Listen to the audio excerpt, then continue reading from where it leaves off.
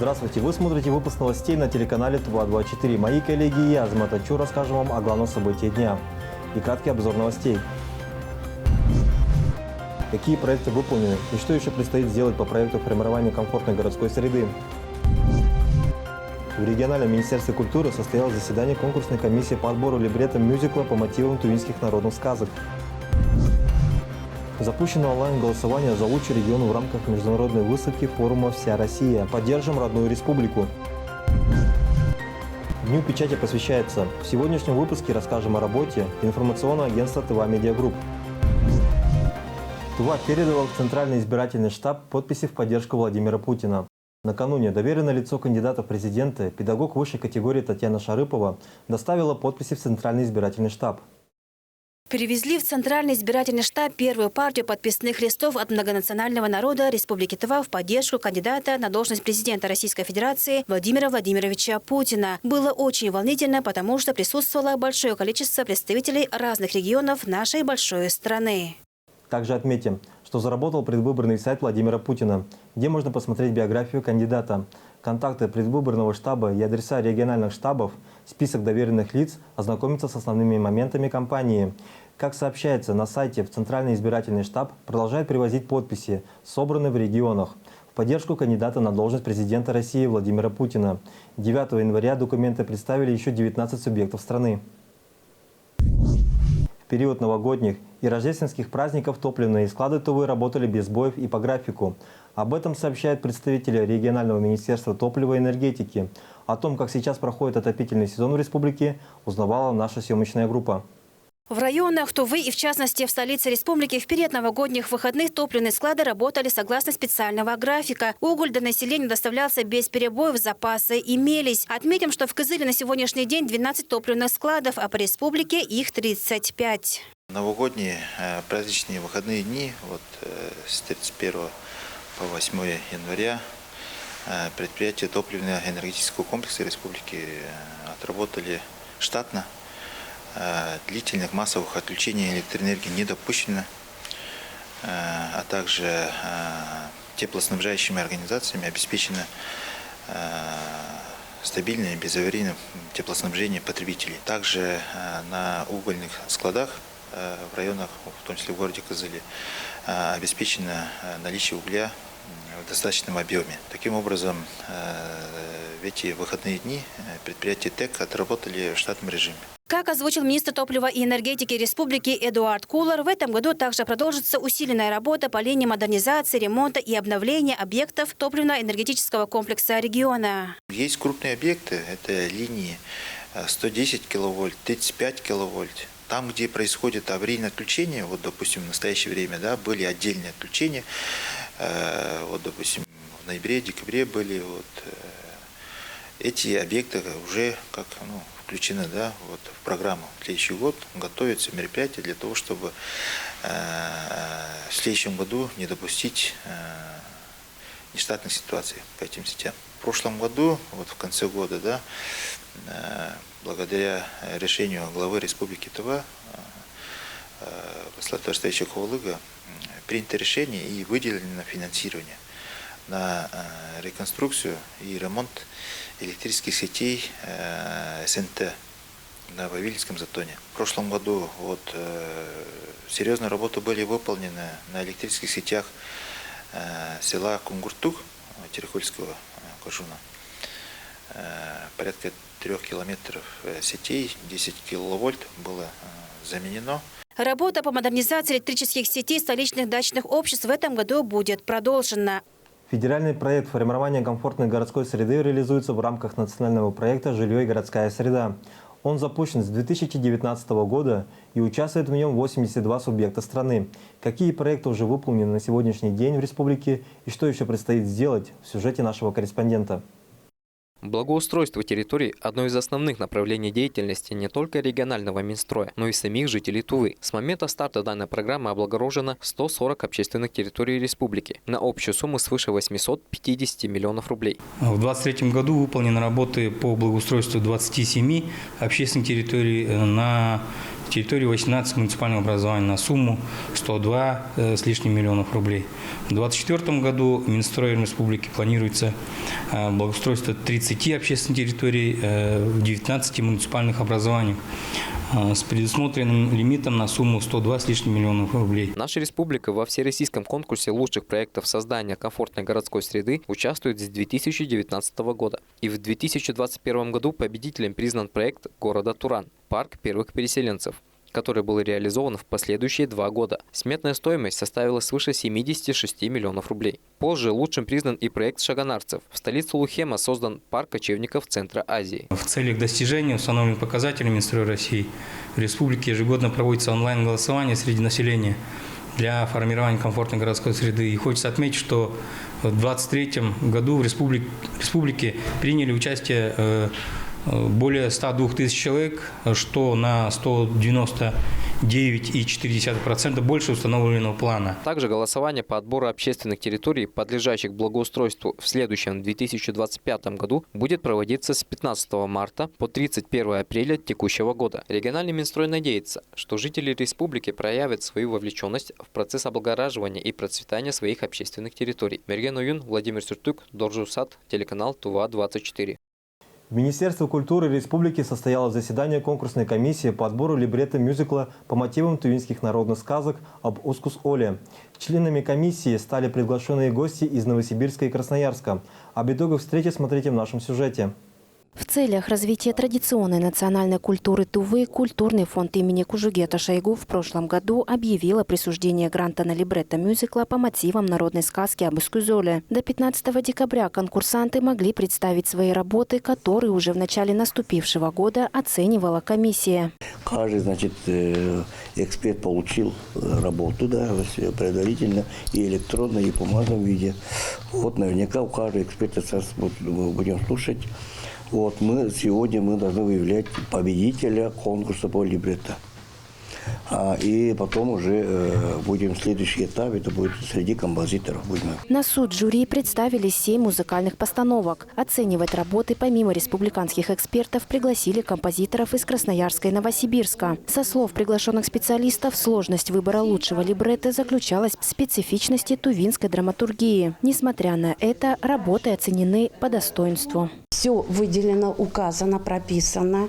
И сюжетосложение логично, история интересна, развивается этапно, развитая образная структура и наличествуют все основные этапы развития действия. С итогами конкурса авторы текстов смогут ознакомиться на торжественном вручении гранта 15 января. Музыкальное сопровождение по положению конкурса должно быть отобрано до 1 июля, после чего в стенах Национального театра начнется интенсивная работа по постановке мюзикла. Орлана Байду, Буян Мангуш, Ангыр Кужугет, телеканал ТУВА-24. И в продолжение новостей культуры напомним, в прошлом году в Москве стартовала международная выставка «Форум Россия», в котором принимают участие все субъекты страны. За первые 2 месяца работы выставку посетили 4 миллиона человек. Наша республика также представила свой стенд тувинской культуры. Теперь запущено онлайн-голосование за лучший регион. Как можно проголосовать за республику, смотрите в сюжете далее. Открылось голосование за лучший регион на выставке «Форуме Россия». Тува представила свою лучшую экспозицию «Тува – земля живых традиций». В ней отражены красота, уникальность и неповторимость региона, имеющего богатое культурно-историческое наследие. По всей стране проходит онлайн-голосование по нескольким номинациям. Конкурс проходит по 11 номинациям. Первая номинация – это «Лучшая из лучших». Вторая номинация – «Самая оригинальная выставка». Следующая номинация – это «Самая познавательная». Четвертая номинация – «Заботой о природе». Далее «Сохранение традиций», «Лучшее для детей», «Прогресс и инновации», «Лучший виртуальный тур», «Лучший интерактив», «Лучший туристический проект» и «Лучший социальный проект». Стоит отметить, что Тува – единственный регион России, где кочевничество является важной экономической составляющей. На выставке презентацию Тувы построили на основе кочевничества, как основы сохранения традиционных ценностей. Чтобы поддержать Туву, нужно проголосовать на сайте выставки, которую можно найти в интернете. Также на сайте представлена информация о каждом регионе России. Стенд Республики Тува на международной выставке «Форума Россия» представляет огромный интерес для всех посетителей этой выставки, так как выставка, она очень самобытная. Сразу видно, что над выставкой работало очень много человек, что все делали там руками. Она очень живая, красивая. И в связи с этим я призываю всех жителей Тувы, всех поклонников тувинской культуры проголосовать за стенд Республики Тыва. Международная выставка «Форум Россия» ждет гостей на ВДНХ в Москве до 12 апреля. Онлайн-голосование продлится до этого времени. Инна Клоянчи, Ханданга, Кангар Кужугет, телеканал Тува-24. В России стартовала новая программа для средних учебных заведений «Профессионалитет». Она призвана перезагрузить систему СПО, которая позволит подготовить высококвалифицированных специалистов на ведущих предприятиях. В Туве первый образовательно-производственный центр в рамках данного проекта заработал 1 сентября прошлого года. Где именно, узнавала моя коллега Айдана Сенденма. Сегодня Балгазинский техникум можно охарактеризовать как динамично развивающееся образовательное учреждение, имеющее стабильный контингент, которое постоянно расширяет спектр направлений подготовки. В прошлом году техникум вошел в число получателей гранта федерального проекта «Профессионалитет», в рамках которого на базе Тувинского агропромышленного техникума создан образовательно-производственный центр сельскохозяйственного кластера. Это очень важный проект не только для нас, но и для всей страны, потому что ритм был задан президентом России Владимиром Путиным, был поддержан многими губернаторами, в том числе главой нашей республики Хавалых Владиславом Тавриштаевичем. Он выступил как инициатор проекта. Мы разработали данный проект и дважды пытались пройти в число победителей. И вот на второй раз нам все удалось. Мы прошли в число победителей федерального проекта. И вот сами вы сейчас увидели, что за этот год огромная работа проведена по тому, чтобы этот федеральный проект запустить. Так, за счет федерального проекта «Профессионалитет» оснащены учебно-производственные мастерские на общую сумму 100 миллионов рублей. Это мастерские по переработке молочной, мясной, плодово-ягодной и овощной продукции. Здесь оборудовали учебно-производственную площадку по растениеводству. А Министерство образования республики на капитальный ремонт здания образовательно-производственного центра дополнительно выделило 36 миллионов рублей. На данный момент мы находимся в зоне по переработке мяса. Это у нас оборудование идет как бы приготовление пельменек. Раньше наши студенты лепили вручную пельмени. Сейчас благодаря этому оборудованию ребята не будут лепить пельмени, просто их будут, как сказать, собирать. Потому что сюда ложится тесто и фарш. И она сама будет лепить, уже будут выходить готовые пельмени. В федеральный проект «Профессионалитет» вошли также социальные партнеры, работодатели из реального сектора экономики Тувинского агропромышленного техникума. 7 миллионов 300 тысяч выделили работодатели.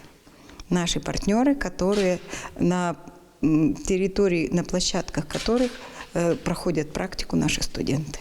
Стоит отметить, что в проекте участвует не только Балгазинский техникум. Специалистов среднего звена сельскохозяйственного кластера обучают и в других 3 образовательных организациях среднего профессионального образования республики. Это Тувинский сельскохозяйственный техникум, Сарыксепский техникум агротехнологий и Чаданский технологический техникум. Студенты этих техникумов могут проходить практику на базе мастерских Тувинского агропромышленного техникума. Проект запущен 1 сентября. Его главная задача – практическое обучение студентов, которое и организуется на сегодняшний день. Очень отрадно, что и правительством России, и правительством республики сейчас уделяется особая роль СПО. Для того, чтобы соответствовать тем стремительно нарастающим требованиям правительства и Министерства образования, нужно и работать по-новому, и учить по-новому. Именно поэтому администрация техникумов прошла полный курс обучения управленческих команд Российской Федерации по профессионалитету. А более 30 преподавателей и мастеров прошли стажировку не только на базе предприятий и работодателей, но и на базе других образовательных учреждений по всей России. Студенты Балказанского техникума в основном занимаются обработкой сельскохозяйственной продукции, а именно молочной, мясной и плодово-ягодной. Кроме того, в учебном заведении есть направление эксплуатации сельскохозяйственных машин, таких как зерноуборочные комбайны, автомобили, прицепные устройства, которые используются на сельхозработах и других направлениях. Отметим, что сегодня в техникуме по программам подготовки специалистов среднего звена, подготовки квалифицированных рабочих обучаются более 500 студентов. Айдана Сенденма, Буян Мунгуш, Маргарита Мунгуш, телеканал ТУВА-24. Продолжается прием заявлений на участие в ЕГЭ в текущем году от выпускников прошлых лет. Абитуриенты сдадут единый экзамен уже по особым правилам. Однако изменились и сроки для сдачи ЕГЭ. Куда обращаться и до какого времени необходимо подать заявление, расскажет Инна Клоян. В Туве, как и по всей стране, стартовал прием заявлений на сдачу единого государственного экзамена. Однако изменились сроки, в которые выпускники прошлых лет могут участвовать в ЕГЭ. С 2024 года сдать экзамен они могут только в резервные сроки основного периода с 20 июня по 1 июля. Экзаменационная кампания проводилась в 3 этапа – досрочный, основной и дополнительный. В этом году досрочный период, он практически сведен к нулю. В нем могут принимать участие только выпускники текущего года, то есть ребята, которые заканчивают 11 класс по веским уважительным причинам.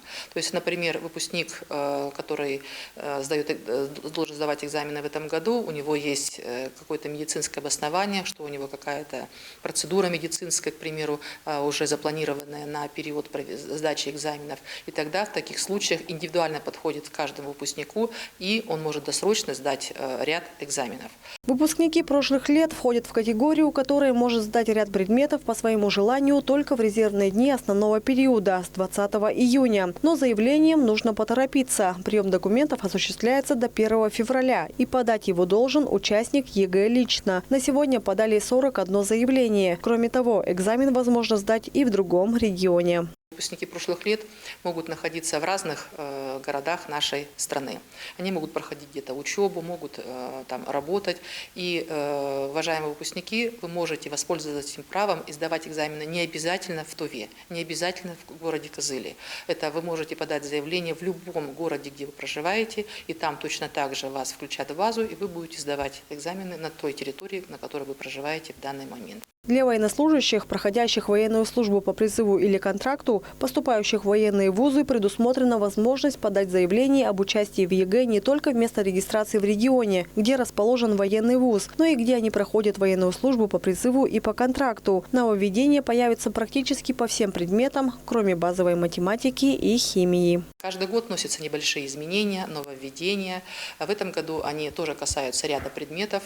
Особенно это касается географии, истории, потому что уже и контурные карты, и атласы, и фактический материал, он освещает, он содержит материал содержательный, касающийся новых территорий. И поэтому это уже все включено в контрольно-измерительные материалы, и ребята, они в открытом тоже доступе находятся, эти демоверсии, по ним можно уже сегодня готовиться. По остальным предметам внесены изменения в содержательную часть. Где-то уменьшили количество заданий, соответственно, уменьшен максимальный первичный балл. А вот по профильной математике в первой части появится задание по геометрии. Максимальный первичный балл увеличен. Для подачи заявления необходимо обратиться в Институт оценки качества образования Республики Тыва до 1 февраля. Подробную информацию можно узнать на официальном сайте института и в социальных сетях Минобразования. Инна Клоян, Чайхандангак, Ангркужугет, телеканал ТУВА-24. Губернаторский проект «Гнездо Орлят», запущенный в 2020 году, продолжает свое шествие в районах Тувы. Цель проекта – вовлечение большего количества детей в занятия спортом и физической активностью. Для этого строятся спортивные залы в районах республики. Мои коллеги узнали, какие объекты сданы по данному проекту и какие еще ждут своей очереди. С момента реализации губернаторского проекта «Гнездо Орлят» в республике построены 39 спортивных объектов. Это спортивные залы в виде юрты, где занимаются единоборствами, и ангарные залы для занятий игровыми видами спорта, такими как волейбол, баскетбол и мини-футбол. Предусматривалось с момента начала реализации данного проекта, что данные спортивные залы будут строиться в малых сельских поселениях, где нет совсем спортивных залов. В первый год реализации, на второй год реализации мы на самом деле строили там, где вообще не было никаких спортивных залов ни при школе, ни при домах культуры. А потом получилось так, что уже не осталось таких сел. Решили изменить критерии отбора и строить спортивные объекты и в других селах, где уже имеются спортзалы. В 2020 году в Туве построили 9 таких залов на общую сумму 13,5 миллионов рублей. В 2021 году уже 20, в 2020 – 10. В прошлом году проект в связи со сложной экономической обстановкой в стране, к сожалению, приостановлен. В данных объектах на сегодняшний день занимаются дети тех сельских поселений, молодежь и работающее население. Ограничений по возрасту нет, потому что подразумевалось, что если правильно выстроить график посещения данного зала, а желающих очень много, то в дневное учебное время это у нас школьники и молодежь, допустим, а в вечернее время это уже работоспособное население, которое работает, и ветераны нашего спорта. Планируется создание подобных спортивных залов во всех, без исключения, муниципальных образованиях республики в целях популяризации здорового образа жизни и занятий физической культурой. Мерген Оюн, Владимир Сюртюк, Доржусат, телеканал Тува-24. В Тандынской центральной районной больнице рассказали о режиме работы медучреждения в прошедшие праздники. В период новогодних выходных дней в поликлинике работали и узкие специалисты. Все подробности далее. В целях профилактики и своевременного оказания помощи населению Минздрав Тувы внес изменения в расписание работы медучреждений республики. В новогодние праздники с продлением времени оказания неотложной медицинской помощи с 9 утра до 22 часов вечера. У нас, получается, работали врачи, узкие специалисты 2, 4, 6, 8 числа. Принимали врачи-терапевты, педиатры, акушер-гинекологи и хирурги. В период праздничных дней ЧП не было. Один несчастный случай. В Чубанской стоянке молодой человек получил отморажение, к сожалению, с летальным исходом.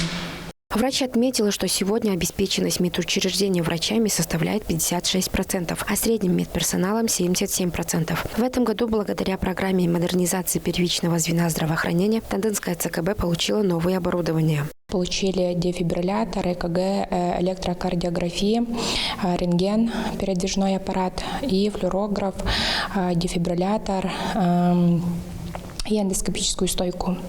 Врач сообщает, что в Тандынском районе в 2023 году по сравнению с 2022 годом идет рост заболеваемости туберкулезом на 0,1%. Кроме того, в муниципальном образовании работы по вакцинации против гриппа выполнены на 100%. Айдана Синденме, Буян Монгуш, Маргарита Монгуш, телеканал Тува-24.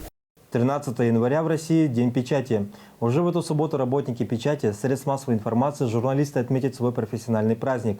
В предстоящей дате мы запускаем цикл материалов о тех, кто всегда на острие пера и в центре событий. О закулисье работы информационного агентства «Тува Медиа Групп» узнавала наш корреспондент Айра Асад.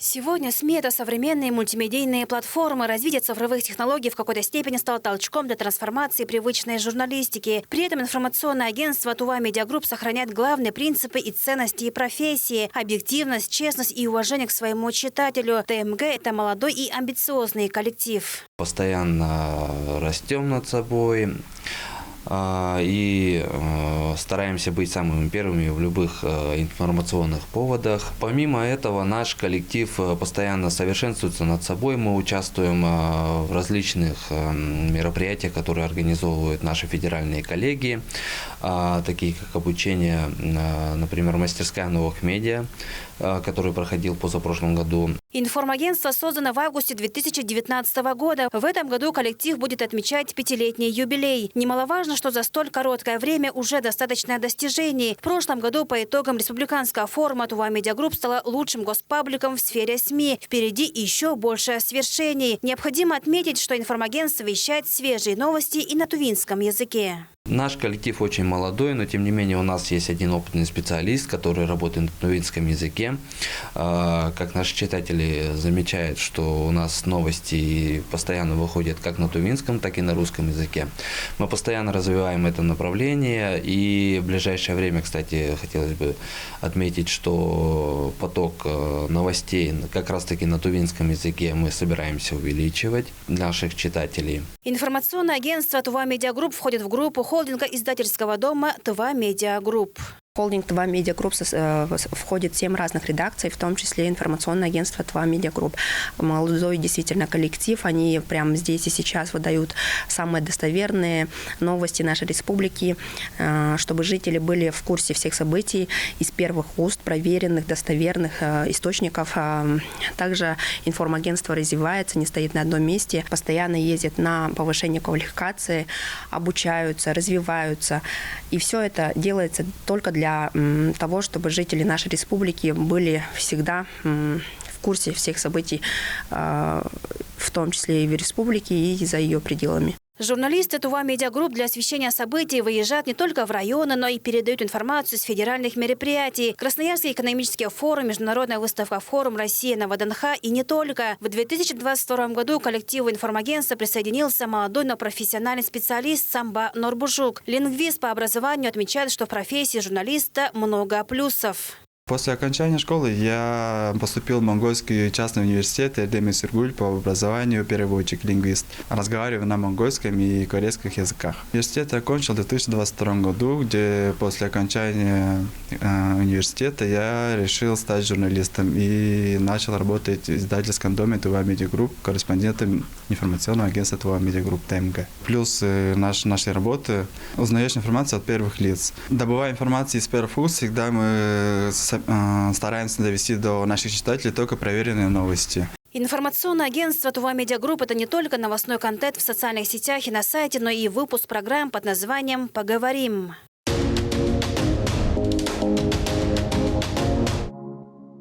Здравствуйте, уважаемые зрители, меня зовут Николай Иванов. Сегодня гость нашей передачи «Поговорим» – министр культуры Республики Тыва Виктор Сергеевич Чикжит. В преддверии профессионального праздника мы желаем информагентству интересных новостей, ярких героев и новых проектов. Информагентство ТВА Медиа Групп на стороне журналистики созидательной, ответственной и уважающей своего читателя. Это были все новости данного часа. Я с вами прощаюсь. Берегите себя.